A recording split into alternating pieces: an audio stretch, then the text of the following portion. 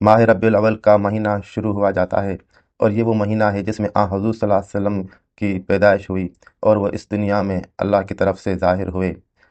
اور اس مہینے کی کیا اہمیت ہے اور اس مہینے کی کیا برکتیں ہیں، اور جس دن حضور صلی اللہ علیہ وسلم اس دنیا میں ظہور ہوئے اس کی کیا اہمیت ہے، اس کے متعلق قرآن پاک سے ہم کچھ مدد لیتے ہیں اور سمجھنے کی کوشش کرتے ہیں کہ انبیاء جس دن پیدا ہوتے ہیں اس کی کیا اہمیت ہوتی ہے۔ اصل میں یہ ذکر ہو رہا ہے کہ حضرت ذکر علیہ السلام کو اولاد عطا کی گئی حضرت یحییٰ علیہ السلام کی صورت میں۔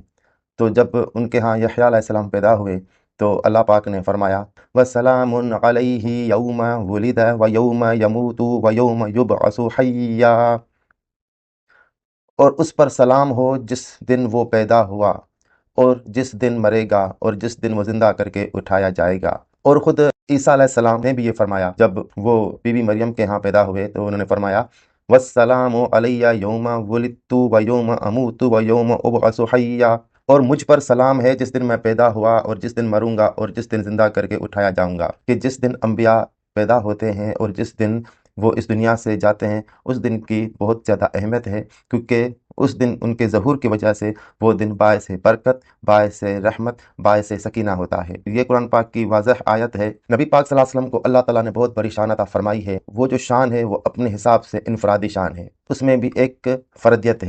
اس میں نبی پاک صلی اللہ علیہ وسلم سے اللہ تعالیٰ قرآن پاک میں جس طرح خطاب کیا ہے وہ بھی نبی پاک صلی اللہ علیہ وسلم کے شان کو ظاہر کرتا ہے۔ اس میں جتنا ہم غور و فکر کرتے ہیں کہ اللہ تعالیٰ نے کس طریقے سے محبوب صلی اللہ علیہ وسلم کو قرآن پاک میں پکارا ہے، وہ بھی آنکھیں کھولنے کے لیے کافی ہے، اور اس سے ہم محبوب صلی اللہ علیہ وسلم کی عظمت کا اندازہ لگا سکتے ہیں۔ اللہ تعالیٰ نے تمام انبیاء کرام کو ان کے نام لے کے خطاب فرمایا، جیسے قُلْنَا يَا آدَمُ اسْكُنْ أَنْتَ وَزَوْجُكَ الْجَنَّةَ، اے آدم تم اور تمہاری بیوی اس جنت میں رہائش اختیار کرو۔ اے نوح ہماری طرف سلامتی اور برکت والی کشتی سے اتر جاؤ۔ یا ابراہیم قد صدقت الرؤیا، اے ابراہیم واقعی تم نے اپنا خواب سچا کر کے دکھایا۔ یا موسیٰ انی انا اللہ رب العالمین، اے موسیٰ بے شک میں ہی اللہ ہوں جو تمام جہانوں کا رب ہے۔ یا داؤد انا جعلناک خلیفۃ فی الارض، اے داؤد بے شک ہم نے آپ کو زمین میں نائب بنایا۔ اے زکریا بے شک ہم تمہیں ایک لڑکے کی خوشخبری سناتے ہیں جس کا نام یحییٰ ہوگا۔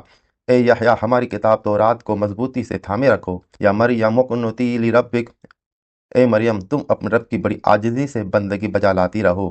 الغرض قرآن مجید میں وہ تمام مقامات جہاں اللہ تبارک و تعالیٰ نے انبیاء کرام کو خطاب کرنا چاہا تو ان کا نام لے کر خطاب فرمایا، بلا واسطہ اسلوب و انداز اختیار فرماتے ہوئے یا کہہ کر مخاطب فرمایا، مگر جب آقا نامدار صلی اللہ علیہ وسلم کو مخاطب فرمایا تو انداز خطاب تبدیل فرما دیا۔ الحمد سے والناس تک قرآن مجید میں اللہ تعالیٰ جب بھی حضور صلی اللہ علیہ وسلم سے مخاطب ہوا تو آپ صلی اللہ علیہ وسلم کا نام نہیں لیا۔ وہ خالق و مالک ہے، جس طرح سے جیسے چاہے خطاب فرما سکتا ہے، مگر چونکہ اللہ تعالیٰ نے حضور صلی اللہ علیہ وسلم کو ہر حوالے سے شان محبوبیت، شان فردیت عطا فرمانا تھی، اس لیے انداز خطاب میں بھی محبوبیت اور فردیت کو قائم رکھا۔ آپ صلی اللہ علیہ وسلم کا مثیل اور مثل کوئی نہیں۔ آقا علیہ السلام کی شان، عظمت، رسالت، علو، قدر و منزلت، عظمت و تمکنت کا درجہ ہر شے سے افضل، اعلیٰ، عرفہ اور منفرد ہے۔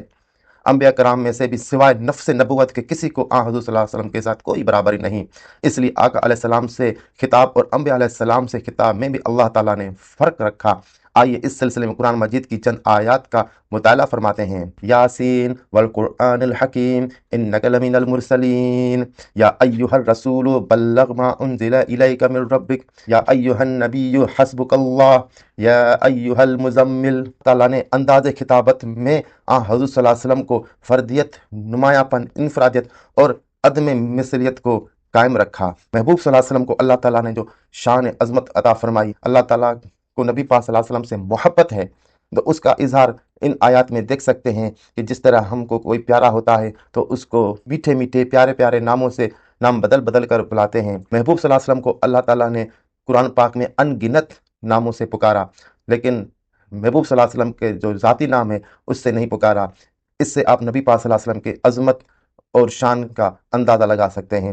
اللہ تعالیٰ ہم سب کو ہدایت کی توفیق دے اور نبی پاک صلی اللہ علیہ وسلم سے محبت کرنے کی توفیق عطا فرمائے، اور ربیع الاول کے مہینے کے حساب سے محبوب صلی اللہ علیہ وسلم کی شان، عظمت، اس کے متعلق قرآن پاک میں جو کچھ آیا ہے، احادیث مبارکہ میں آیا ہے، وہ بیان کرنے کی سعادت حاصل کریں گے۔ السلام علیکم وآخر دعوانا ان الحمد للہ رب العالمین۔ جزاک اللہ خیرہ۔